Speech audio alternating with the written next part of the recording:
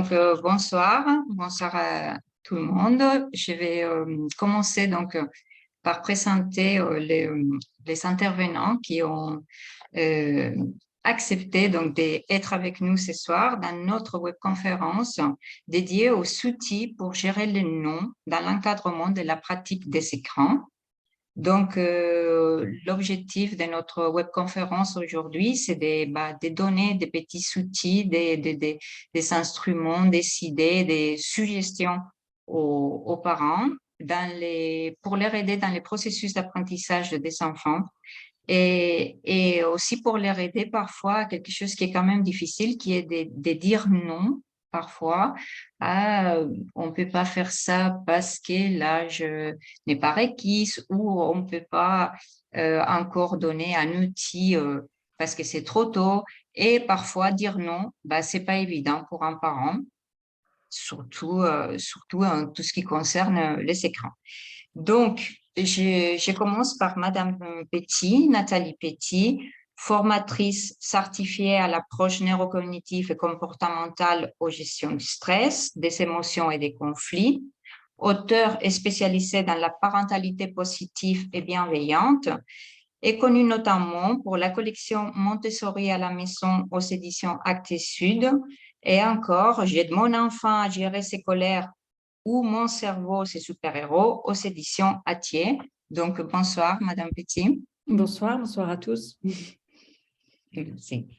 Donc, je continue avec la présentation de Madame Duflo. Donc, Madame Duflo, psychologue clinicienne formée à la psychanalyse et à la thérapie familiale systémique, formatrice et conférencière, et spécialisée dans tout ce qui est rapport enfant-écran, membre du comité expert jeune public du Conseil supérieur de l'audiovisuel, cofondatrice du collectif COSE, qui milite pour une meilleure information des effets de la surexposition des enfants aux écrans, et auteur aussi de Il ne décroche pas des écrans aux éditions Marabout, et collaboratrice dans l'écriture d'autres ouvrages, par exemple Neurosciences, psychothérapie et développement affectif de l'enfant sous la direction de Joël Moncey aux éditions Liber et Critique de l'école numérique aux éditions Échappée. Bonsoir, Madame Duflo. Bonsoir. Et donc, notre troisième intervenant, Monsieur Bruno de Vauchel. Monsieur de Vauchel, vous avez été chargé de mission en technologie de l'information et de la communication pour l'enseignement à l'Université catholique de Lyon, professeur, chercheur et formateur. Aussi, vous avez été associé au laboratoire Techné à l'Université des Poitiers, auteur également des nombreuses chroniques sur les sites du Café pédagogique dans les domaines du numérique à l'école, et auteur d'Éduquer avec le numérique et inverser la classe aux éditions ESF Sciences humaines et multimédiatiser l'école aux éditions Hachette Éducation. Bonsoir, Monsieur de Vauchel. Bonsoir à tous et à toutes. Merci, Madame. Voilà. Donc, on avait préparé une petite vidéo d'introduction, mais de petits problèmes techniques nous empêchent donc de la faire. Je vais la commenter. Je vais d'abord donner la parole à Madame Petit pour qu'elle puisse faire une petite présentation et après, on passe à un jeu de questions-réponses avec les intervenants. D'accord, écoutez, je me lance. Je vais juste partager, oui, voilà, si vous arrivez à voir juste aussi 2-3 slides en même temps avec vous. Et en fait, moi, ce que j'avais envie d'abord de vous partager, c'est qu'avant d'évoquer vraiment des outils pour des moyens, j'allais dire, de gérer le non pour encadrer la pratique des écrans, moi, je voudrais d'abord évoquer ce qui, pour moi, est le premier levier en fait, d'action à la maison, et ça reste l'exemplarité. Ce que j'entends par là, c'est que cette valeur de l'exemplarité, c'est quand même ce qui, je le redis, pour moi, va être le levier d'action le plus efficace et un vecteur de contagion vraiment énorme. C'est-à-dire qu'on voit que de plus en plus, en fait, mes partenaires que je ne connais pas encore, mais que je suis ravie de découvrir ce soir, confirmeront ou infirmeront. Mais de plus en plus, on voit que les enfants, en fait, intègrent les comportements en fait, des écrans avant même d'en avoir les usages. Et moi, j'avais été très frappée par cette histoire, cette anecdote que raconte le psychiatre Serge Tisseron, et quand il évoque l'histoire de cet enfant de 10 mois, dont les parents ont cherché à savoir et consulté plusieurs médecins et des spécialistes pour savoir pourquoi il se tenait toujours l'oreille, savoir s'il avait mal et il n'arrêtait pas, avant de comprendre que par une enquête exploratoire, ben, ses parents le promenaient à chaque fois en passant leurs appels téléphoniques, en fait. Et que donc, les usages, en fait, quelque part, des écrans arrivent avant même, les comportements arrivent avant même de les utiliser. Donc, c'est dire à quel point, pour moi, cette valeur de déjà, en tant que parent, comment à la maison, je régule mon propre comportement. Donc, voilà, c'était ce petit dessin que j'avais fait faire avec une illustratrice qu'on avait fait dans un des actes sud que je trouve vraiment, voilà, c'était pour mettre un petit peu d'humour aussi et de dire que, ben, effectivement, déjà, nous, notre comportement à nous, il est quand même déterminant. Donc, quelques petites astuces ou quelques petites choses en termes de choses qui me semblent moins importantes, c'est déjà, par exemple, de se dire, ben, on pourrait se fixer des règles pour nous et ben, ça va profiter à tout le monde. Donc, je me dis, par exemple, le soir, quelques conseils, ben, on pourrait choisir, par exemple, qu'on va mettre tous les téléphones portables dans une corbeille et que pendant le repas, personne ne va se servir, aussi bien les parents, les enfants, personne ne va se servir de son téléphone. On pourrait aussi dire que, toujours en termes d'exemplarité, si le soir à la maison, dès le plus jeune âge, votre enfant vous voit faire des activités plutôt calmes, plutôt que d'être sur votre tablette aussi et sur votre téléphone, ben là aussi, il sera plus enclin à adopter les mêmes comportements. On pourrait choisir aussi à partir d'une certaine heure et de se dire qu'on se fixe la règle pour toute la maison, qu'à partir d'une certaine heure le soir, ben, on va couper le Wi-Fi, par exemple. Et puis, moi, ce que j'aime bien aussi, s'il y a déjà des habitudes un petit peu ancrées ou autres, c'est de se dire qu'on va commencer par un dimanche de déconnexion par mois et qu'on va le fixer dans l'agenda familial et qu'on va préparer à l'avance quelles activités on pourra faire, qu'est-ce qu'on pourrait faire ensemble ou pas. Mais voilà, donc ce côté aussi, comment nous, on se comporte avec et puis quelles règles on peut fixer à la maison dont finalement, on va profiter nous aussi en tant que parents. Après, dans les choses que j'avais envie aussi de vous partager, pour accompagner, par exemple, s'il y a déjà des habitudes et que vous voulez que certaines choses changent. Donc, pour moi, on pourrait commencer déjà par vous fixer juste déjà un seul objectif. On ne peut pas changer toutes les habitudes d'un seul coup. Donc, ça peut être que progressif. C'est déjà... Il y a certaines habitudes que vos enfants ont et que vous voulez réduire ou modifier ou intervenir dessus. Donc, moi, je commencerai déjà par dire un objectif simple, réaliste, à choisir. Je ne sais pas, est-ce que vous voulez dire pas plus d'un certain temps que vous voulez fixer par jour, même si c'est très difficile à déterminer, parce que pour un enfant, 30 minutes, ce ne sera pas beaucoup. Pour un autre, ce sera déjà trop. Donc, c'est difficile. Mais voilà, ça peut être par exemple plus d'écran le matin, pas d'écran dans la chambre, enfin de choisir un objectif. Et après, c'est là où va devoir intervenir, selon moi, un certain nombre pour accompagner, pour réussir à atteindre cet objectif. Ça va demander malgré tout un certain investissement. Et moi, il me semble que la première chose à laquelle il faut repenser, surtout avec les enfants en bas âge, après je donnerai des choses aussi bien sûr après un peu pour les ados, mais sur les enfants en bas âge, selon moi, ce qui va vraiment aider, ça va être la mise en place de routines pour atteindre cet objectif. C'est-à-dire si vous êtes dit, par exemple le matin, plus d'écran, voilà, plus de dessins animés ou plus de tablettes, et c'est clair que pour que cette adaptation soit la plus facile, surtout au démarrage, c'est mieux que vous le remplaciez par une activité qui sera toujours la même, une routine qui sera la même. Soit voilà, vous lui demandez de faire une petite activité, quelque chose, mais même pour la maison, de trier son linge ou de faire quelque chose, ou soit vous lui demandez de participer à ranger les affaires dans le lave-vaisselle ou à nettoyer, à s'occuper d'une plante ou à s'occuper du poisson rouge ou à s'occuper de quelque chose que vous lui confiez dans la maison. Ou s'il est plus jeune, c'est tout simplement de lui confier peut-être un peu plus d'autonomie. Si le temps, par exemple, qu'il aurait passé au dessin animé, si commence tout juste à s'habiller et que ça demande du temps, justement, c'est de lui permettre en autonomie. Donc, c'est vrai que je vais être un peu influencée par Montessori dans mon discours, mais c'est de dire, peut-être il faut que je repense aussi sa chambre et comment je peux mettre en place certaines choses pour qu'il puisse faire des choses par lui-même, au lieu que ce soit moi, par exemple, qui l'habille ou qui le prépare ou autre.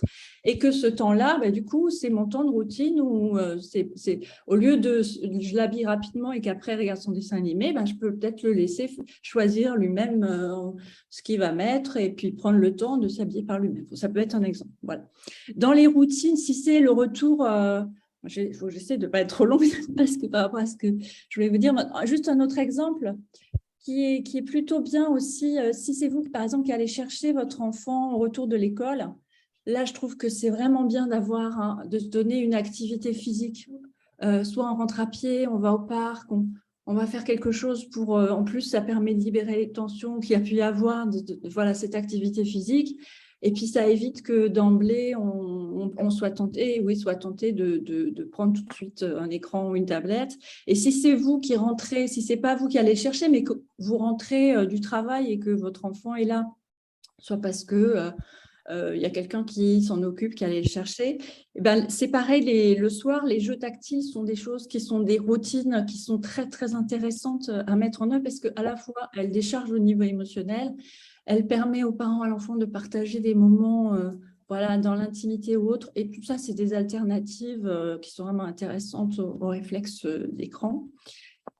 Ensuite, vous allez me dire, oui, mais ça, d'accord, j'entends. Mais après, j'ai dit la règle, c'est 2 heures, et puis, ou le dessin animé, c'est ci et là. Et à un moment donné, il faut que je dise non. Et là, l'enfant n'est pas content. Donc, c'est vrai, moi, il me semble qu'il y a quelque chose à faire dans l'accompagnement de la frustration. C'est-à-dire, quand vous allez dire non, et si l'enfant dit oui, mais si, là, par exemple, tiens, vous avez dit, l'après-midi, c'est 15 minutes ou 20 minutes de dessin animé et au moment d'arrêter, voilà, c'est la crise, on va dire.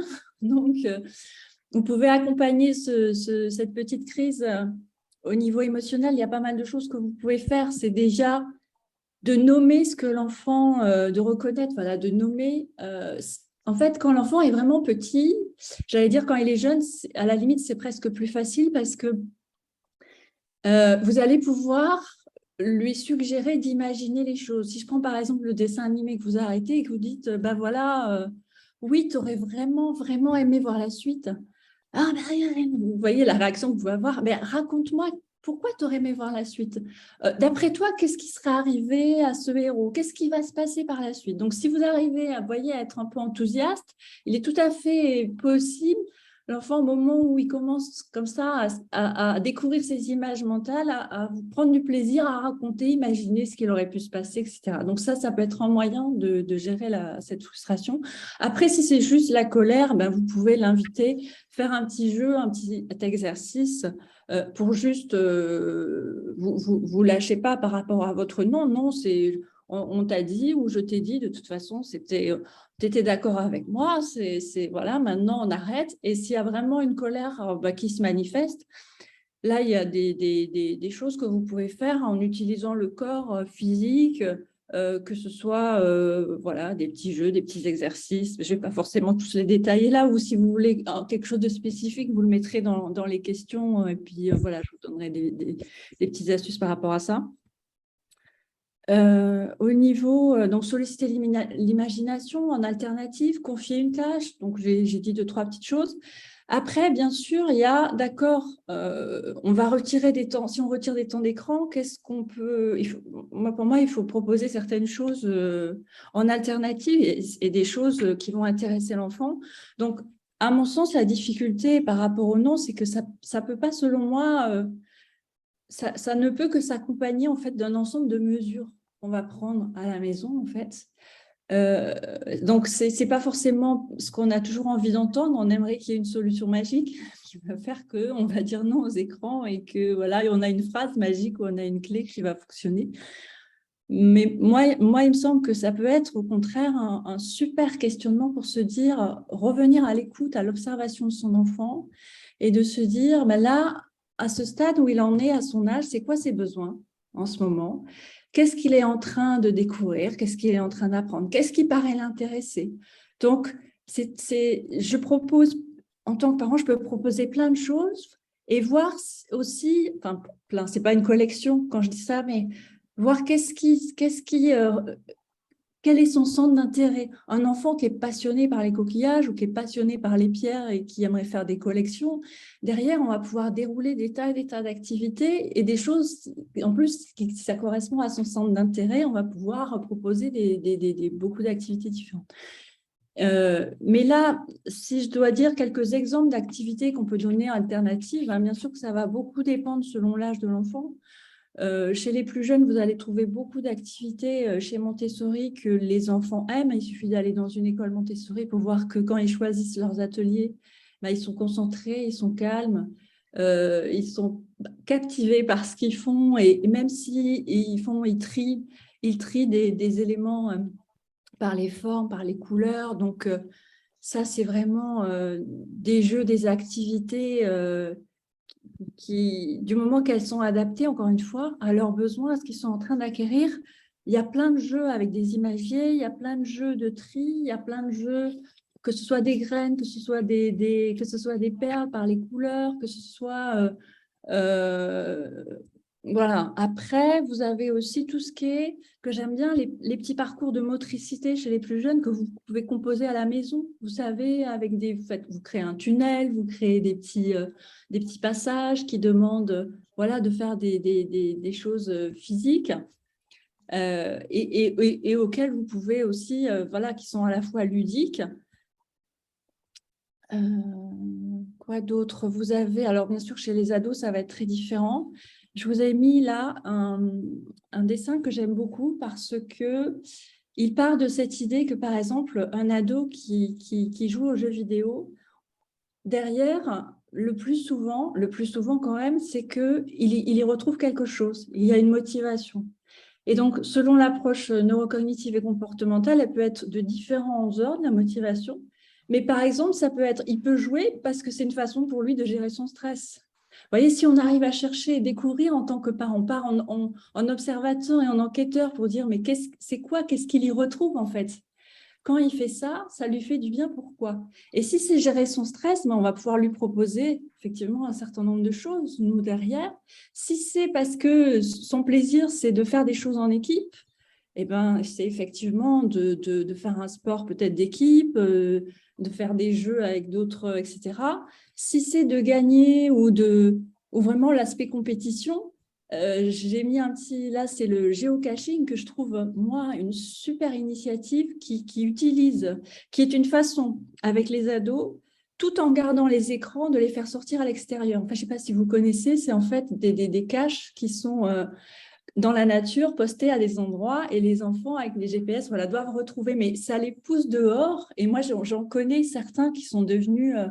voilà, qui étaient vraiment accrochés à leurs écrans et voilà, qui sont sortis dans la nature et qui ont découvert un univers qui les a amenés voilà, à aussi vivre complètement autre chose. Après, ça peut être, voilà, selon les motivations de l'enfant, on va être capable de lui proposer aussi d'autres activités, d'autres supports. Mais malgré tout, encore une fois, ça va être très difficile si vous avez un ado et que vous lui dites, vous savez, ça serait bien pour toi de faire un atelier de théâtre ou de faire un sport collectif. Mais si vous-même, vous n'êtes pas impliqué dans aucune activité physique, vous voyez, ça va être beaucoup plus difficile de lui dire que c'est vraiment important qu'il le fasse et de l'inciter à le faire. Très rapidement, je crois que j'ai déjà dit pas mal de choses. Je ne sais pas si je n'ai pas déjà dépassé mon quota de parole. Il faut vous me dire, Madame. C'est c'est ça, j'ai déjà dépassé un petit peu, mais ce n'est pas grave parce que voilà, c'était super intéressant. Du coup, après, je réponds à vos questions, bien sûr avec plaisir si vous en avez. D'accord. Je vais peut-être lancer un petit peu les questions aussi avec les autres intervenants et dès qu'il y a des questions donc des participants, on essayera de les répondre. Ils peuvent aussi les poser à une personne en particulier ou autre. Et donc, l'introduction que je voulais faire, c'était avec une vidéo de Monsieur Jean-Claude Cantel, professeur des sciences du langage à l'Université européenne de Bretagne. Et comme on ne peut pas l'écouter, je résume en gros ce que M. Cantel nous expose dans la vidéo, c'est que dire non à l'enfant, c'est structurant pour lui parce qu'il a besoin des limites, parce que déjà, il ne peut pas tout avoir. Et donc, ma première question, déjà, que je vais poser à Madame Duflo, c'est par rapport au soutien numérique. Déjà, la première difficulté que les parents rencontrent, ben, c'est dire non à cet achat d'un téléphone, un premier ordinateur, une première tablette. Mais est-ce qu'aujourd'hui, les parents, ils ont les choix? Parce que, notamment à l'association, on fait des préventions dans les écoles et on se rend compte qu'il y a des enfants qui peuvent aussi être mis de côté par leur père, par leurs petits collègues, par leurs camarades, bah, du fait de ne pas disposer de ces outils. Qu'est-ce que vous en pensez par rapport à ça, Madame Duflo? Alors, je pense que la pression à acheter ces outils, elle n'est pas la même pour un enfant de maternelle, d'élémentaire et pour un collégien. En maternelle et en élémentaire, les enfants ne viennent pas à l'école pour l'instant avec leur téléphone portable. Donc, bien sûr, ils peuvent dire ah oui, mais moi, si je n'ai pas de console ou si j'ai pas droit à tel jeu vidéo, je me ferai pas des amis. Mais ça, c'est un argument qu'ils utilisent pour obtenir l'objet. Et ça n'est pas de jouer à Fortnite à 7 ans qui permet de se faire plus facilement des copains dans la cour d'école. C'est au contraire la sociabilité, elle s'apprend dans le face-à-face, dans l'échange. Ça, c'est une chose. Par contre, arrivé au collège, eh bien, souvent, les enfants, dès l'été du CM2, ils ont travaillé au corps leurs parents pour avoir un téléphone portable, avec des arguments du genre, oui, mais tu sais, maintenant, je vais me rendre seule au collège, alors pour que tu puisses me joindre, il faut que j'ai un téléphone portable. Ou bien, si j'ai pas de téléphone, je vais pas pouvoir, je serai différent des autres et je serai rejeté. Alors, les parents sont sensibles à ces arguments-là et c'est le piège. Parce qu'une fois que l'enfant a ce téléphone connecté, hein, je ne parle pas de téléphone pour appeler, l'enfant il dit moi je veux un téléphone pour t'appeler maman ou papa, mais en fait c'est pas du tout ça qu'il a l'intention de faire. C'est pas un téléphone pour appeler, c'est un téléphone pour aller sur les réseaux sociaux comme les autres. Donc il se retrouve, on est en 6e, on a 11 ans, et il se retrouve avec dans la poche une bombe. Une bombe parce que un accès à tout sans limitation si les parents n'ont pas réfléchi avant en fait et n'ont pas expliqué à l'enfant des choses, ont pas voilà. Donc il y a la possibilité d'avoir de télécharger, d'être sur plusieurs réseaux sociaux à la fois. En général, ils en ont 3 ou 4, TikTok, Insta, Snapchat, d'avoir accès à tous les contenus les plus violents, les plus hypersexualité pornographique. Et c'est là, en général, que ça dérape. C'est-à-dire que au début, on voit un petit 6e qui, voilà, les notes se maintiennent, il s'est inscrit à des activités périscolaires habituelles, il va continuer à aller au foot, à prendre ses leçons de piano, je sais pas quoi. Et puis, à la rentrée de 5e, tout d'un coup, il veut plus aller à ses activités. Oh, tu sais, maman, je vais avoir plus de travail. Il a moins envie de sortir avec vous, il a moins envie il sort moins avec ses amis à l'extérieur, les notes commencent à chuter doucement et c'est là que les parents souvent s'aperçoivent trop tard d'un enfermement de leur enfant sur ce portable avec des usages qui sont perturbateurs pour son développement. Voilà. Et puis je rajoute que là où les parents sont piégés, c'est qu'à partir du collège, l'école, l'éducation nationale devient prescriptrice de ces outils puisqu'elle dit à l'ado, eh bien pour faire tes devoirs, tu vas devoir ouvrir ton ordinateur, te connecter. Et quand l'enfant se retrouve le soir et qu'il ouvre son ordinateur portable et qu'à gauche il y a Fortnite ou les réseaux sociaux et à droite il y a Pronote ou je sais pas quoi, moncartable.net, dans son cerveau il n'y a pas de choix possible, il n'y a pas de libre arbitre. Il est programmé, évidemment, le flux de dopamine qu'il reçoit lorsqu'il regarde Fortnite ou les réseaux sociaux sont 10 fois supérieurs à celui qui regarde quand il regarde, qui sont suscités quand il voit Pronote. Donc là, il y a un vrai problème dans lequel sont piégés les enfants et les parents avec. Voilà. D'accord. Donc là, du coup, vous me permettez aussi de poser une question à M. de Vauchel parce qu'effectivement, dans l'enseignement, il y a les outils qui de plus en plus prennent place. Et d'ailleurs, pour des très bonnes raisons aussi, parce que ça va faciliter certains apprentissages, parce qu'on peut faire des programmes pour se mettre à la place de l'enfant, pour faire des outils pédagogiques plus adaptés, parce qu'ils vont permettre l'inclusion de certains enfants. Et voilà. Et donc, Monsieur de Vauchel, vous savez cette expertise-là parce que vous avez mis en place énormément du numérique dans les établissements scolaires. Est-ce qu'on peut considérer que le moment où l'outil numérique a été introduit à l'école, c'est le moment où les parents peuvent aussi introduire cet outil à la maison? Par exemple, un ordinateur, comme elle disait Madame Dufort, à un moment donné, les devoirs, on va demander de les faire avec l'ordinateur. Est-ce qu'on peut considérer qu'à ce moment-là, la maturité des enfants, des jeunes, elle est accorde à l'utilisation de l'outil? Merci de cette question qui est presque trop complexe, je dirais, parce qu'elle met en place plein de paramètres différents. D'abord, effectivement, au cours des 20 dernières années en particulier, on a développé, non pas dans l'enseignement lui-même, mais tout autour de l'enseignement, des outils qui ont contraint les familles et les élèves à utiliser le numérique et donc les écrans pour pouvoir suivre, je dirais, leur scolarité. On évoque en particulier une loi de 2010 qui est assez étonnante, mais qui est en même temps qui a posé d'énormément de problèmes, c'est le cahier de texte numérique. Mais celui-ci s'est ajouté à un autre développement qui est quand même très important, qui est les notes et les appréciations sur Internet, enfin, en ligne. Et on voit bien qu'on a environné l'école d'un certain nombre d'instruments qui sont censés faciliter le lien entre l'école et la famille. Et si bien qu'ils sont censés faciliter, et c'est de nombreuses discussions et de nombreux travaux que nous avons faits auprès des familles et auprès surtout des établissements scolaires, il faut bien se dire une chose, c'est que l'école a ouvert avec ces systèmes-là un droit de regard des familles sur un certain nombre d'activités, les activités des enseignants, mais aussi les activités des enfants, puisqu'il arrive parfois qu'un parent ait connaissance des notes de l'enfant avant même que l'enfant rentre à la maison parce qu'elles ont été mises en ligne. Il y a donc, et je reprends ce que disait Madame Petit tout à l'heure, c'est-à-dire qu'il y a aussi une responsabilité parentale, je dirais une responsabilité de l'ensemble des adultes. Un établissement scolaire, c'est une communauté éducative. Il m'est arrivé de travailler avec l'ensemble de la communauté éducative, incluant même les élèves, sur des règles à se donner pour limiter, et ce n'est pas nouveau, ça remonte à près d'une dizaine d'années déjà, sur qu'est-ce que l'on donne à voir, quel type d'urgence on gère, quelle place on donne aux écrans dans les devoirs, etc. etc.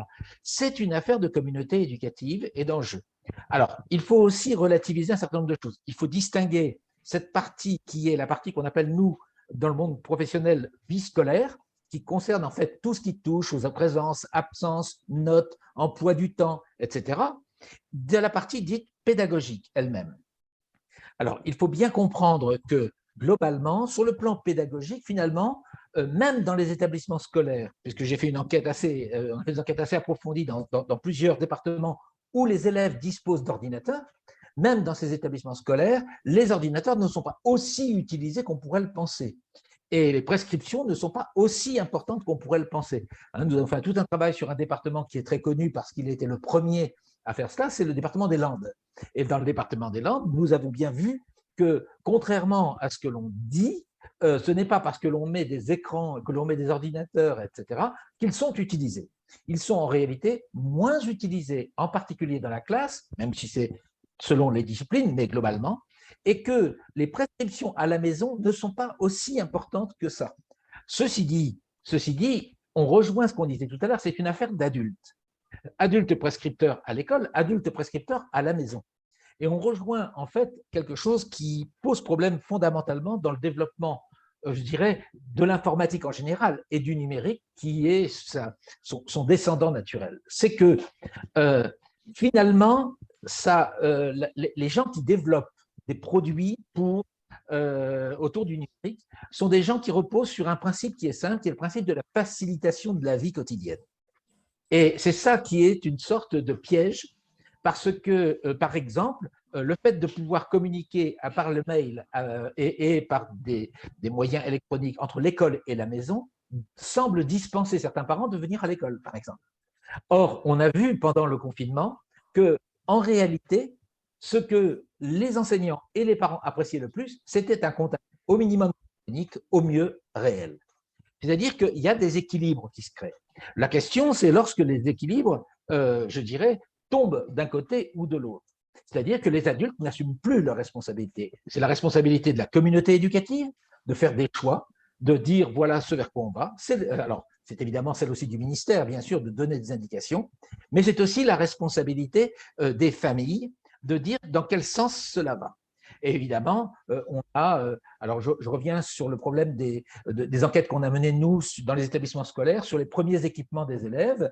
Les premiers équipements des élèves arrivent aujourd'hui au début du cycle 3, c'est-à-dire qu'ils arrivent lorsque l'enfant a 8, 9 ans, 10 ans, pour les raisons que Mme Duflo évoquait d'ailleurs et que Mme Petit aussi évoquait, c'est-à-dire qu'il y a cette fameuse histoire de la facilitation de la relation, même si ça cache d'autres choses, bien sûr. Mais on s'aperçoit, si vous voulez, qu'il y a aussi, et c'est là qui est intéressant, c'est que les jeunes, en particulier en grandissant, c'est-à-dire que moi j'ai comparé les attitudes en primaire, les attitudes au collège, les attitudes au lycée, et on a interrogé les jeunes là-dessus.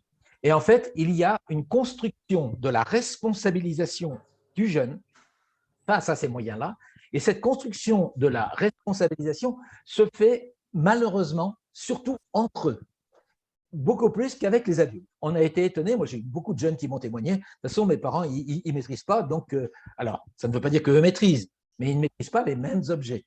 Donc il y a une construction et on s'aperçoit que en lycée, alors je vous donne rapidement un peu les conclusions qu'on a eues.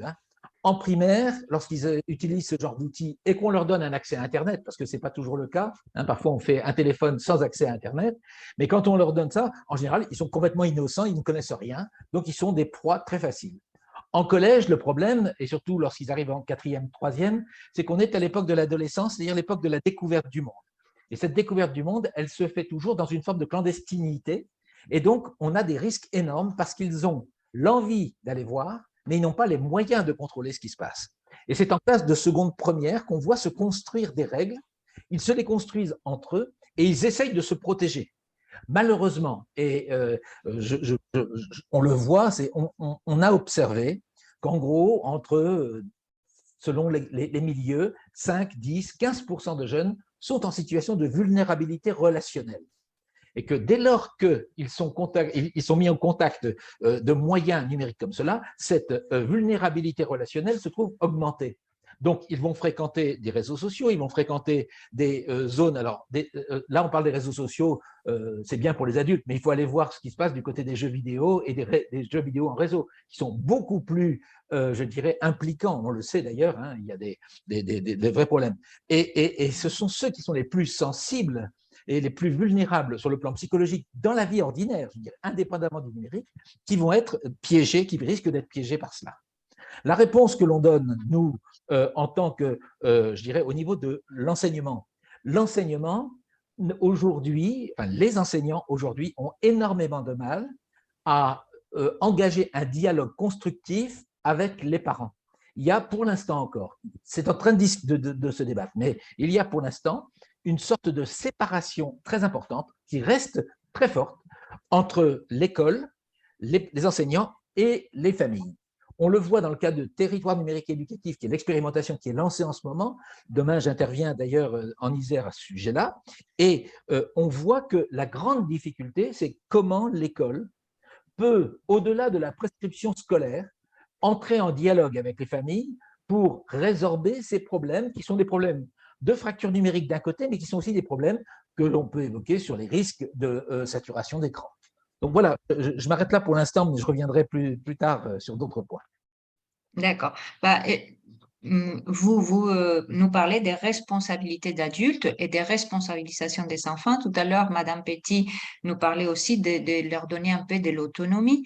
Et je voulais revenir sur Madame Petit pour approfondir un petit peu ça, pour dire aujourd'hui, tout à l'heure, vous nous avez énoncé certains outils que les parents peuvent utiliser du moment où déjà eux, ils sont l'exemple pour les petits, mais parfois les parents, surtout aujourd'hui, ils disposent pas de beaucoup de temps à à donner aux enfants quand ils disposent de peu de temps? Comment ça se passe? Parce qu'effectivement, des outils avec un peu d'imagination, avec un peu des idées ou des suggestions comme vous savez faire, on peut les trouver. Mais comment on fait quand du coup, on a juste le temps quand on rentre du travail avant de manger et puis pas trop parce qu'il faut aussi préparer autre chose. À ce moment-là, comment ça se passe? Qu'est-ce qu'on peut... Alors là, je ne sais pas s'il y a des solutions à la question que vous posez. Moi, ce que ça m'évoque, en tout cas pour compléter ce que disait Monsieur Duvauchel et que je trouvais, j'étais passionnée d'écouter, c'est que effectivement, je pense que trop peu de parents, même s'ils ont peu de temps, véritablement téléchargent, par exemple, les applications que déjà les enfants ont sur leur téléphone. Donc, est-ce que vraiment ils savent ce qu'ils ont sur leur téléphone? Est-ce que déjà ils ont téléchargé? Et de demander, alors montre-moi qu'est-ce que... Alors, il y en a, chez les ados, je ne dis pas que ça va fonctionner et qu'ils vont montrer ce qu'ils font, mais si déjà en primaire ou autre, c'est déjà d'essayer de s'intéresser et de dire, voilà, moi j'aimerais savoir qu'est-ce que tu fais avec ça, est-ce que tu veux me montrer? Et éventuellement, ceux qui sont sur TikTok ou autres qui montrent déjà des choses, les inciter vraiment à réfléchir déjà. Est-ce que tu avant de poster une photo, est-ce que tu te poses 2-3 questions? Est-ce que tu penses que tu en seras encore fier dans 10 ans de cette photo-là? Enfin, essayer au moins voilà, s'intéresser à ce qui les intéresse. OK. Montrer que vous êtes toujours là derrière et que peut-être vous êtes... Même si vous n'avez pas beaucoup de temps, vous ne lâcherez pas, que vous, c'est pas que vous surveillez, mais voilà, vous vous intéressez vraiment à ce qu'il fait et questionnez, parce que, comme disait Monsieur Duvauchel, vous vous rendez compte que s'ils apprennent à réguler entre eux, c'est que nécessairement, en tant que parents, on n'a pas assez incité à la réflexion, on n'a pas incité à la responsabilisation, à l'autonomie vis-à-vis de ça. Et c'est qu'en réfléchissant à table, en famille aussi, autour de ces sujets, qu'on peut quand même construire. Alors, bien sûr, ils ne vont pas vous dire que vous avez raison, mais c'est bien s'ils ne vous disent pas que vous avez raison, parce qu'encore une fois, quand un ado s'oppose, quand il refuse et tout ça, malgré tout, ils sont plus conscients que ce qu'on imagine. Et je voulais partager avec vous ce chiffre. Moi, quand j'ai découvert, voilà, ça peut aider beaucoup de parents, c'est que 75% des adolescents pensent qu'ils ont besoin de limites pour ne pas se mettre en danger. Voyez, même eux, ils en sont plus conscients, j'allais dire, que les parents même. Donc, c'est vraiment important, nous, d'être là et de fixer des limites et d'être très stable et très solide sur ces limites, sur ce que vous avez posé. Surtout, n'en dérogez pas, même si vous passez pour un je ne sais quoi. Vous lui montrez et que vous êtes stable et que vous êtes solide et c'est hyper rassurant. Voilà, je ne sais pas si j'ai complètement répondu à la question, mais j'espère avoir ouvert quelques pistes de réflexion. Oui, parce que du coup, d'ailleurs, on dit que c'est les dialogues aussi qui va aider. Il y a des outils donc techniques qui vont nous permettre de protéger les enfants, comme le contrôle parental. Mais s'il n'y a pas à côté ces dialogues-là qui est établis avec eux, le contrôle parental, il ne va pas être forcément compris. S'il n'y a pas un partage par rapport à ça, ça ne va pas impliquer l'enfant dans la mesure aussi de se protéger lui-même. Donc voilà, oui, ça. Alors juste, Et je pense qu'il rajoute faut juste faire. avant Oui. une dernière chose, et c'est il y a un petit outil, ça reste qu'un outil, il faut le prendre tel que j'ai découvert récemment. Il a été expérimenté dans un lycée, ça a donné de bons résultats. C'est une pochette, en fait, Pause, qui s'appelle, qui décompte. Ça peut être comme un challenge à la maison. Chacun le fait, par exemple, encore une fois. Et elle va décompter quand le téléphone est éteint, en fait, quand le portable est éteint. Et donc, on peut se faire des petits challenges comme ça à la maison de celui qui aura gardé le plus longtemps son portable éteint. En tout cas, il y a des collèges et des lycées qui se mettent à utiliser cet outil. Voilà, c'est juste un outil, il faut le prendre comme tel, mais ça peut être un petit... Je trouve que ça utilise le côté ludique challenge. Et bon, voilà. Qui plaît autant déjà aux adolescents. Voilà, quand ils commencent déjà à tester jusqu'à où on peut aller, au moins qu'ils testent jusqu'à où on peut aller dans c'est passer des écrans aussi. Ouais. Merci. Donc, pour parler aussi un peu de la partie cognitive, je reviens Monsieur vers Duvauchel Madame a demandé Flo. la parole, il a levé la main. Ah, pardon, excusez-moi, je vous la donne, je ne vous ai pas vu. Merci beaucoup, Madame Petit, parce que je n'avais pas vu. Allez-y, allez-y. Juste très rapidement. il y a un texte de loi qui a été voté le 2 mars 2022 sur la mise en place du contrôle parental systématique sur tous les appareils. Ce que je veux dire par là, c'est que M. Studer, que je connais un petit peu, qui est un enseignant de formation et qui était député, qui a été réélu cette année, mais qui s'occupait de la commission éducation et culture à l'Assemblée nationale, a promu cette loi parce que effectivement, il s'est aperçu, pour reprendre ce que disait Mme Petit, que effectivement, même si les contrôles parentaux existent techniquement, ils sont insuffisants. Du coup, le législateur, voté à l'unanimité, a imposé à tous les gens qui proposent des solutions d'imposer systématiquement la mise en place en amont du contrôle parental. Ça veut dire quoi? Et c'est bien un problème éducatif lourd, c'est que manifestement, la représentation nationale que sont nos députés et nos sénateurs sont très inquiets du fait qu'il n'y a pas justement probablement de compétences suffisantes des parents pour encadrer l'activité des enfants. Et ça, c'est un vrai problème. Et je ne pense pas que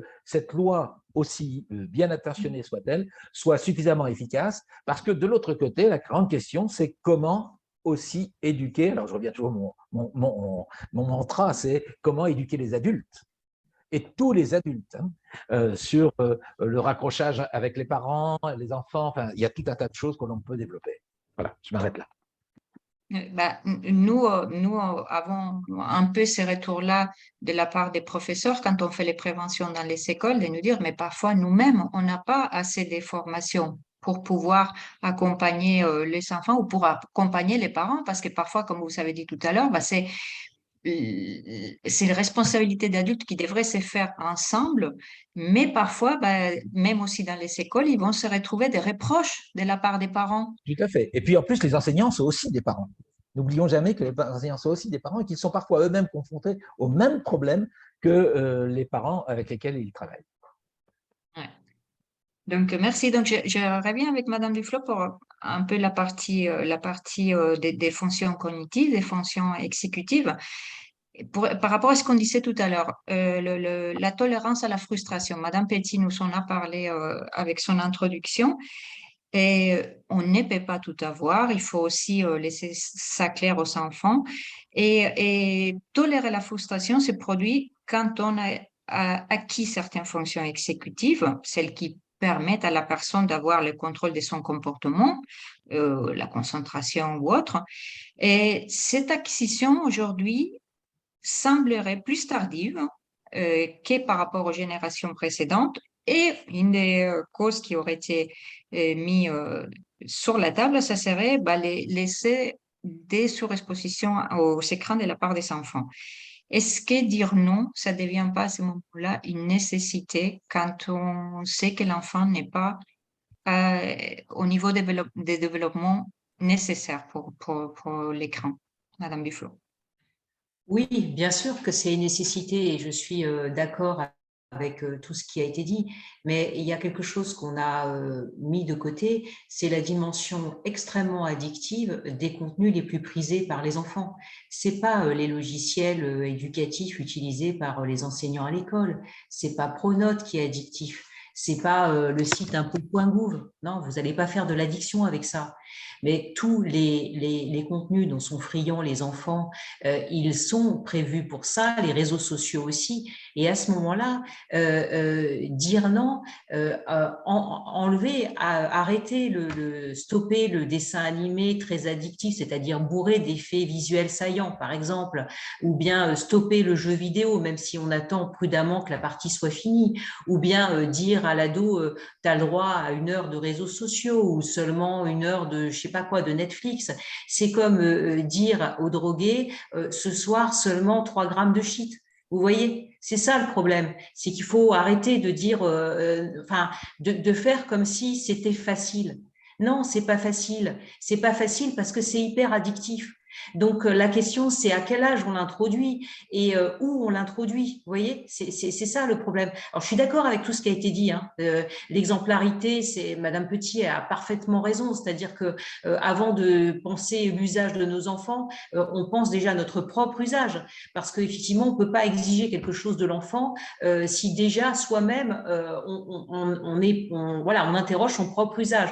Et l'enfant, très souvent, va sur le portable parce qu'il se retrouve seul à la maison. Et donc, il fait comme le parent, voilà, ils sont tous sur le portable, donc moi aussi j'y vais. Hein. Mais le problème, si vous voulez, c'est vraiment cette addiction, c'est-à-dire qu'à la fois, on fabrique de l'addiction.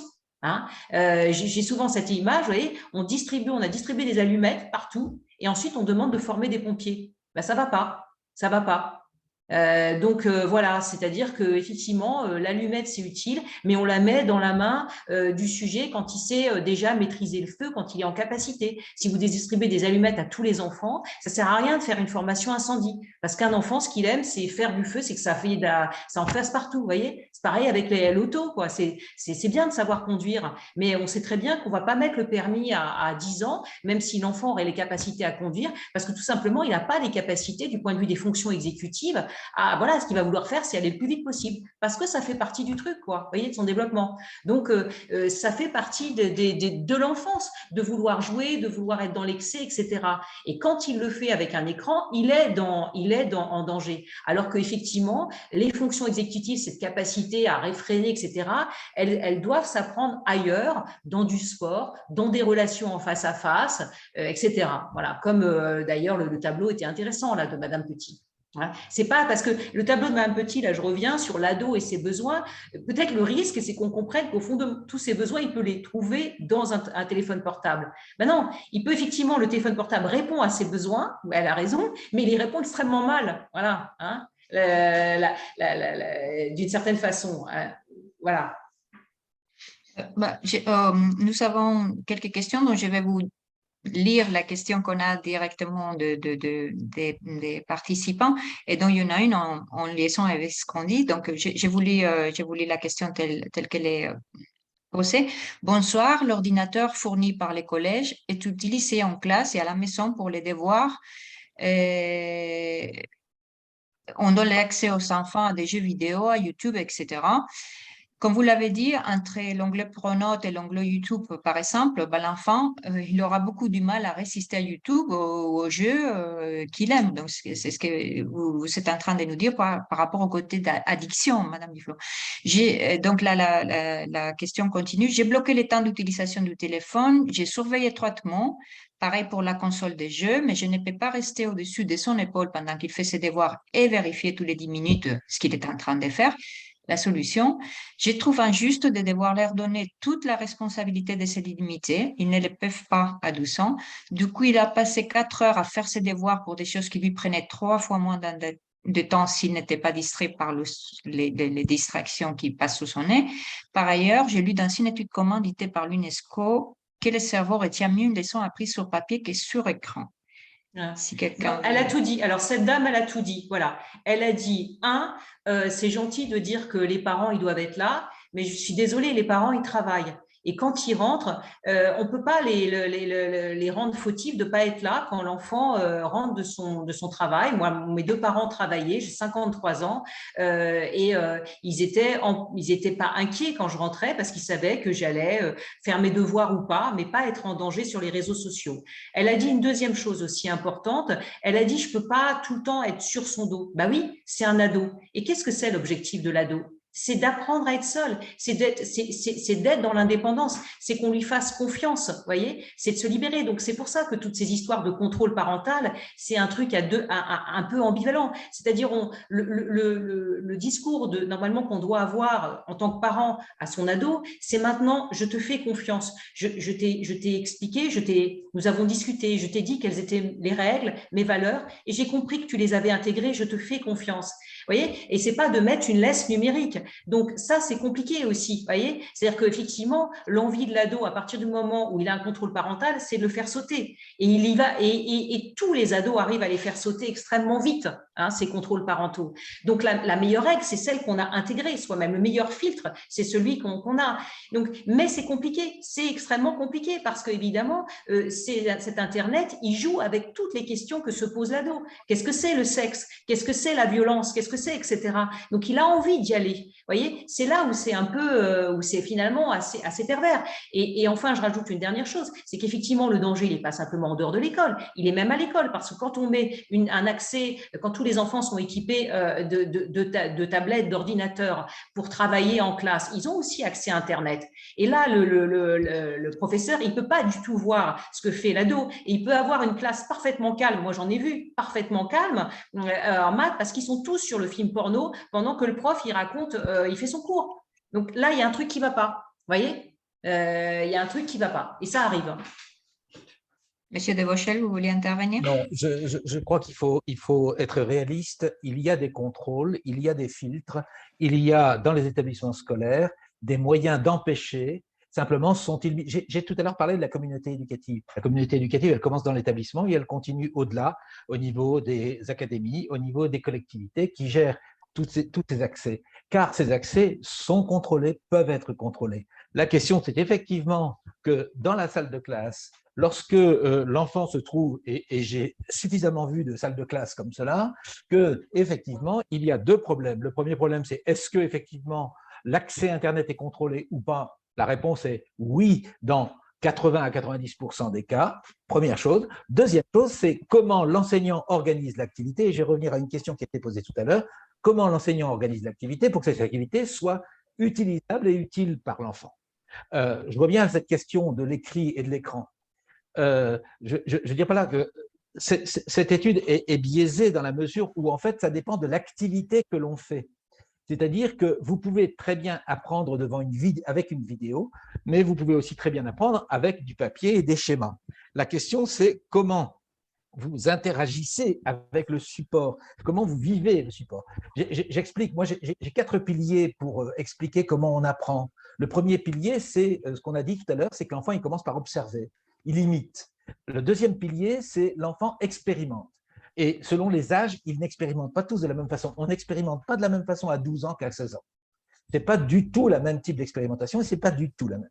Ensuite, il y a 2 critères extrêmement importants qu'il faut développer aussi bien à l'école qu'à la maison. C'est d'abord l'interaction, nous l'avons évoqué, c'est quel dialogue nous avons avec nos enfants. C'est sûr que, et vous avez raison, Madame Duflot, lorsque les parents ne sont pas disponibles, eh bien, aujourd'hui, les enfants ont-ils encore des interactions avec leurs enfants? Une maman témoignait du fait que lorsque, et c'est une maman qui avait, je dirais, de bonnes intentions, disait moi j'empêche le téléphone portable à table, etc. Et elle ajoute à bout d'un moment, oui, mais mon problème, c'est mon mari qui, lui, n'arrête pas de le faire. Donc, on a là une affaire, si vous voulez, qui est très, très compliquée parce que des parents non disponibles, c'est aussi bien dans les milieux les plus défavorisés que dans les milieux très favorisés, c'est est-ce qu'ils ont appris aux enfants à trouver un succès d'année, je dirais, de parents à travers l'écran. Si l'écran est un substitut du parent, alors il n'y a aucun problème, ça sera le bazar assuré. Et c'est très, très difficile. Et là, on est bien d'accord tous là-dessus, c'est le problème de la dimension addictive d'un certain nombre d'outils. Il ne faut pas oublier que tout ça, c'est du business derrière, c'est de l'économie. Et cette économie, elle se base sur l'utilisation. Vous avez eu de très, très bonnes émissions qui ont été faites, par exemple, sur ce qu'on appelle les influenceurs. Vous savez, c'est très à la mode en ce moment. Et quand on s'aperçoit que les influenceurs sont pilotés par les structures elles-mêmes qui financent ces influenceurs, en disant « recherchons l'addiction », c'est-à-dire « recherchons les adhésions », hein, la fameuse notion de popularité, eh bien, on s'aperçoit qu'il y a un système, si vous voulez, qui est organisé derrière. Et que ce système est notre problème à nous, en tant qu'éducateur, aussi bien en tant qu'enseignant que à la maison, c'est bien sûr d'arriver à ne pas laisser tomber les enfants, à ne pas les laisser isolés face à cette aspiration, je dirais, extrêmement forte. Madame Petit veut intervenir, oui. Mettez votre micro, madame. Et merci. Non, c'était juste pour rebondir sur ce que vous avez dit, Madame Luflo. Bien sûr, vous avez raison. Quand j'ai montré mon dessin, c'était pas pour dire que le jeu vidéo, c'était… en fait, c'était pour dire que s'il répond à des besoins, c'est parce que ces besoins-là de l'ado ne sont pas satisfaits par ailleurs qu'il va les chercher là-dessus. Et voilà, c'était juste de dire, bien évidemment, que vous avez raison. Et l'idée, c'était justement, en général, et on est bien d'accord que c'est très compliqué, mais ça, bien sûr, mais après, c'est du coup, comment laisse-t-on les parents? Et en fait, moi, l'idée, c'était juste de dire, à un moment donné, ce qu'on voit chez les ados, vous le savez mieux que moi, Madame Duflo, c'est que ce qui les anime le plus et ce dont ils ont le plus besoin par rapport à leur tranche d'âge, c'est faire des choses avec les autres, d'être en collectif. Donc, parfois, les envoyer de force, je dis de force, c'est pas, mais à un camp d'été, à un camp de jeunes, faire des choses, même si le soir, ils vont regarder leurs trucs et autres, être au contact avec le monde réel, être dans la vraie vie, c'est quelque chose qui peut quand même déclencher un certain nombre de centres d'intérêt ou autres. Après, il y a aussi, donc c'est ça, et l'engagement. Donc, s'il y a quelque chose, ou même on regarde, ou si on peut regarder ce qui les intéresse tant, et même dans l'addiction ou autre, derrière, il y a peut-être quand même quelque chose, une cause pour laquelle, quelque chose pour laquelle ils vibreraient. Et ça peut les détourner un tout petit peu, ou on peut les inciter à se confronter au monde réel.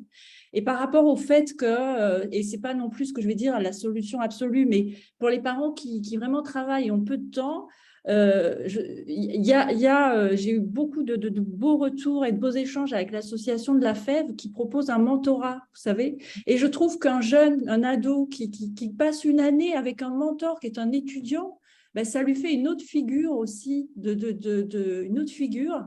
Et il apprend des tas de choses et il apprend à réfléchir. Et voilà, je trouve que c'est une option quand vraiment, si on travaille et que si, pensez à ça, pensez aux autres adultes que votre ado peut aussi fréquenter, auprès desquels il peut se construire. Voilà. Et surtout qu'il en a besoin, justement. Il a besoin de ces adultes extérieurs à la famille au moment où il est adolescent. Donc, ça peut être… Oui, je pense que vous avez raison, mais ce qu'il faut avoir en tête, c'est que beaucoup d'ados sont aujourd'hui dans des heures vertigineuses d'écran, et le souci, c'est que plus ils sont devant, plus ils désapprennent à faire autre chose. Je vais prendre un exemple, celui de la lecture. Il y a beaucoup de jeunes qui étaient lecteurs, de bons lecteurs en CM1, CM2. Ils arrivent en sixième, ils ont équipé du téléphone portable et là, ils découvrent les réseaux sociaux, ils découvrent Netflix avec le compte Netflix partagé, etc. Et ils lisent plus. Et ensuite, le souci, c'est quand les parents reprennent la main, parfois, il est très tard et l'ado dit non, mais j'aime pas la lecture, en fait, j'aime plus. Et en fait, c'est que comme il ne lit plus, il lit plus lentement. Et comme il lit plus lentement, il n'aime pas. Ou bien il dit non, je veux plus retourner au club de foot, je veux pas y aller. En fait, c'est parce que comme ça fait 1 an, 2 ans qu'il n'y joue plus, il est moins bon, il a perdu. Voilà.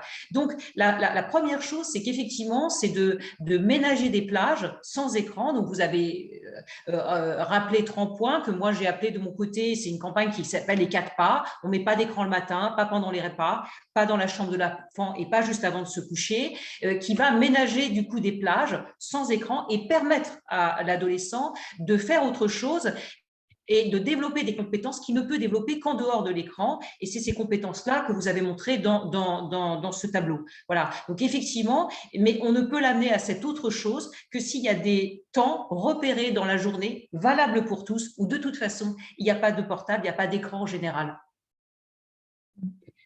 Donc, on est Oui. déjà dans les temps, ça passe très vite. Monsieur de Vauchel, vous vouliez intervenir? Oui, juste une modération par rapport à ce que dit Madame Duflo concernant la lecture. Le Centre national du livre vient de publier il y a quelques mois à peine une étude sur la lecture des jeunes et paradoxalement, et ça fait plusieurs fois que ça se confirme, il n'y a pas autant de baisse de niveau de lecture qu'on le pensait. Ça, c'est assez étonnant, contrairement à ce qu'on croit. D'ailleurs, on a vu que parmi les plus gros lecteurs, il y avait aussi des gros utilisateurs d'écran. Oui, mais alors, monsieur de Vauchel, dans ce qu'on appelle livre, il y a aussi tout ce qui est bande dessinée, notamment les mangas. Alors, si vous connaissez les mangas, on est vraiment là dans des textes assez minimaux, d'onomatopées. Moi, effectivement, j'ai des joueurs de jeux vidéo, de réseaux sociaux qui sont des gros lecteurs. Donc, ils ont toute la série des mangas. Mais alors là, je vous assure qu'ils seront incapables de lire un texte un peu plus complexes. Donc, il faut faire attention aussi à ce qui est dit. Parce Oui, mais qu'effectivement, il y a un choix, il y a de la lecture qui est au plus proche des intérêts des enfants, mais il y a aussi ça qui est dedans. Non, Il faut avoir évidemment, ça. tout le monde ne lit pas Beaumarchais ou tout le monde ne lit pas Non, Molière, c'est mais sûr. Faut pas exagérer non plus. entre Naruto et un roman plus actuel, il y a quand même une différence.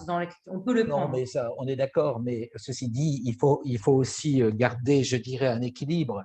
C'est-à-dire que effectivement, la société a évolué. C'est vrai que les mangas ont gagné. Regardez ce que l'on montre à des tout petits maintenant dans les émissions. Vous savez, on a arrêté les chaînes de télévision pour les moins de 3 ans parce que la télévision là-dessus avait aussi laissé dériver. C'est vrai que là-dessus, il y a une dérive. Vous avez raison. Maintenant, il n'y a pas que ça, et manifestement, ce que l'on observe, c'est que malgré tout, les lecteurs, alors, ce n'est pas que des lecteurs de mangas, c'est aussi des lecteurs de revues, c'est des lecteurs de différentes choses, et c'est plutôt une bonne idée. Il n'y a jamais eu autant d'écrits, même à travers les écrans, que maintenant. Ce qui est plus inquiétant, c'est la vidéo. Ce qui est plus inquiétant, c'est les jeux vidéo.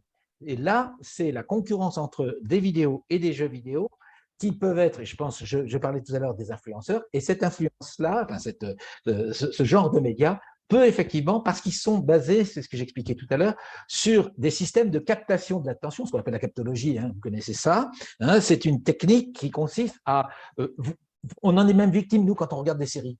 Hein, à la fin de la série, on se débrouille pour créer un déséquilibre je dirais une sorte de frustration pour avoir envie de regarder la suivante. Eh bien, c'est la même technique. Nous, c'est ce qu'on a appelé avec nos étudiants lorsqu'on travaille sur la conception, c'est ce qu'on appelle utiliser les mécaniques de jeu pour maintenir l'attention, maintenir le flow, hein, le fameux flow qui est la théorie du flow hein, qu'on connaît bien, qui permet de maintenir les gens dans une sorte de tension permanente. Cette manipulation pose problème et c'est vrai que les adultes n'ont pas peut-être suffisamment conscience de cela et justement n'ont peut-être pas suffisamment les moyens, je dirais intellectuels, mais aussi techniques de lutter contre cela. Et précisément, Madame Duflo, vous avez aussi fait mention à tout ce qui est hypersexualisation dans les écrans, tous ces dangers. Est-ce qu'il y a une façon de se protéger, mis à part le contrôle parental, effectivement, mais est-ce qu'il y a d'autres outils qui peuvent aider les parents dans ce sens-là, dans tout ce que disait M. Debauchel aussi, les influenceurs, qui aujourd'hui, par rapport aux jeunes, deviennent on va dire des exemples, en quelque sorte. Oui, bien sûr, il a tout à fait raison là-dessus. Les influenceurs, s'il y a des influenceurs, il y a des influencés, hein. C'est pour ça. Par rapport, moi, je pense qu'il n'y aurait pas comment dire. Je suis d'accord avec ce que vous dites, Monsieur Debauchel. Il y a des contenus qui sont vraiment problématiques, qui mettent les jeunes sous influence. Mais c'est d'une manière générale. On est passé, je reviens là-dessus, à une culture de l'écrit, à une culture de l'image. Et au fond, ce que les jeunes lisent, c'est aussi beaucoup des choses imagées. Et alors, par rapport à la question de la sexualité, la question de l'adolescence, c'est la question de la sexualité, de la rencontre de l'autre, et puis d'un rapport à l'autre qui n'est plus seulement sur le mode de l'amitié, mais aussi le corps est en jeu. Et le problème, c'est que les mille et une questions qui se posent sur la sexualité, ils vont la trouver dans du porno qui est hyper facile d'accès, ou voir des contenus très sexualisés et qui vont donner une image violente, déshumanisante la plupart du temps de la sexualité et choquante. Et ces images-là vont les habiter au point qu'ensuite, dans la rencontre avec l'autre, eh bien, ces images vont les guider. On sait que un tiers des vidéos qui sont échangées sur Internet sont des vidéos à caractère sexuel ou pornographique. Les utilisateurs de ces vidéos, les utilisateurs disent que ça influence les adultes, leur propre sexualité. Alors, vous imaginez bien, pour un enfant dont la sexualité n'est pas encore formée, lorsqu'il lors de sa première rencontre, il a ce schéma qui est frappé, il a frappé. Donc, ça fait des désastres, effectivement. Alors, moi, je pense que là aussi, la première chose, c'est qu'il y ait un bon dialogue dans la famille, qu'il y ait un bon dialogue avec son enfant, c'est-à-dire que quand il commence à se poser des questions ou à devenir simplement amoureux, voilà, il puisse aller tranquillement vers son parent, son père ou sa mère pour poser des questions. Mais c'est pas facile, parce que vous savez comme moi qu'il y a des cultures où la question de la sexualité, elle est pas abordée, enfin, elle est taboue, et on doit respecter ça aussi. Donc, ça n'a rien de simple de dire parler sexualité vos enfants, c'est pas simple du tout. Voilà. Et surtout, je dis que d'ailleurs, plutôt que de parler de sexualité, ce qu'il faudrait, c'est être à l'aise pour parler de l'amour en général. Hein. Voilà. D'accord. Bah, merci beaucoup parce que du coup, bah, c'est passionnant de parler avec vous parce que vous soulevez énormément des sujets sur lesquels on aimerait approfondir, mais malheureusement, on ne dispose pas d'assez de temps. On n'hésitera pas à vous redemander votre participation si d'autres webconférences venaient à se faire sur les sujets. Et je voulais bah, peut-être déjà vous laisser la parole si vous voulez faire une petite conclusion, mais sinon, revenir sur une phrase qu'elle a dit Madame Petit tout à l'heure, c'est ce qui est important aussi, c'est de revenir à l'écoute de son enfant. Et comme vous dites, Madame Duflo va revenir aussi à un dialogue qui permette de parler d'autres choses avant déjà de parler de l'application, de l'outil, de l'écran, mais déjà mettre en place des choses, et comme il disait Monsieur de Vauchel également, de les mettre en place non seulement à la famille, mais en partenariat avec les autres adultes, que ce soit les adultes de l'école, ou comme Madame Petit disait, d'autres adultes qui peuvent être en approche des enfants. Donc, je vous laisse, si vous voulez, dire un petit mot pour finir. Et après, je vais afficher également pour les personnes qui seraient intéressées vos ouvrages. Je vais les afficher à l'écran pour que les personnes puissent les consulter tranquillement ou noter les références. Donc, peu importe, Madame Petit, oui, si Non, vous moi, voulez. j'ai pas de complément plus là pour l'instant. C'est juste pour pas trop, tout ce qu'on a dit, pour pas surculpabiliser les parents, c'est qu'à un moment donné, parfois, avec nos enfants, je m'inclus, hein, on confond aussi être présent et qualité de présence. Enfin, c'est quand on est avec eux, soyons, enfin, je dirais vraiment là, quoi. Enfin, vous voyez, c'est même si on a peu de temps, voilà, mais que le temps qu'on y est, et avec les ados, je dirais, mais vous le savez bien, Madame Duflo, je pense qu'avec les ados, c'est jamais quand nous, on a envie de parler qu'ils ont envie de parler. Donc, des fois, le moment où, ça y est, il y a une fenêtre, tant pis, on allait partir à un rendez-vous, ça presse. Je dirais que là, tant pis, il faut, dans l'urgence, retarder le truc, quoi. Parce que c'est quand ils en ont envie qu'il y a une fenêtre, et c'est surtout pas quand nous, on le demande. Et j'allais dire que bah, là, peut-être, il faut savoir décaler quelque chose et puis prendre ce temps-là. Voilà, c'est tout. Oui, vous avez raison. Je pense que là, alors, la chose la plus essentielle qui est très inquiétante aujourd'hui, c'est que un enfant, pour se développer bien, a besoin d'interactions répétées très tôt avec son parent et d'un lien d'attachement sécurisé. Si le langage se développe, si je peux dire je, c'est parce que quelqu'un m'a dit tu. Si je peux regarder, c'est parce que quelqu'un m'a regardé. D'accord? Si voilà, c'est aussi simple que ça.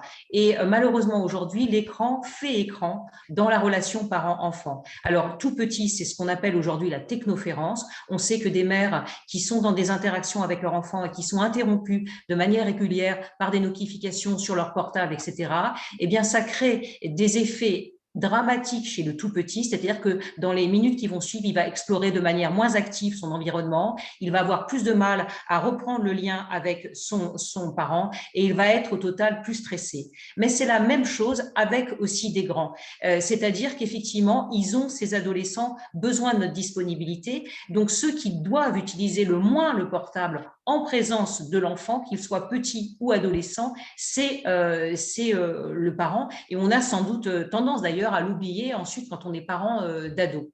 Donc, c'est effectivement une discipline qui commence parce que c'est très addictif pour nous. Hein. Et je me mets la première dedans, moi qui parle souvent des écrans, je suis effectivement accro comme d'autres.